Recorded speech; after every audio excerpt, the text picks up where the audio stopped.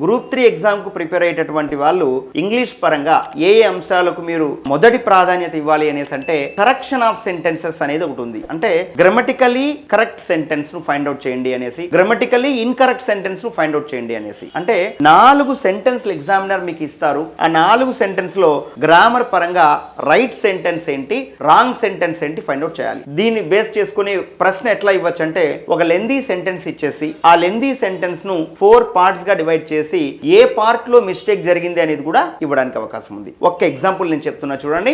మనం చెప్పేటప్పుడు I am waiting for you since morning అనేసి అంటాడు. సిన్స్ మార్నింగ్ ఇన్ అమీర్పేట్ అంటాడు. ఇది ఐ ఆమ్ వెయిటింగ్ అక్కడి వరకు ఒక పార్టు, ఫర్ యూ అనేది ఒక పార్టు, ఇన్ అమీర్పేట్ అనేది ఒక పార్టు, ఇట్లా 4 పార్ట్లుగా డివైడ్ చేసిన తర్వాత ఏ పార్ట్ లో మిస్టేక్ ఉంది అనేసి అడగడం జరుగుతుంది. ఐ ఆమ్ వెయిటింగ్ అనేది ఎక్కడైతే ఉందో ఆమ్ ప్లేస్ లో హ్యావ్ బీన్ ఉండాలి అనేది మనకు తెలియాలి.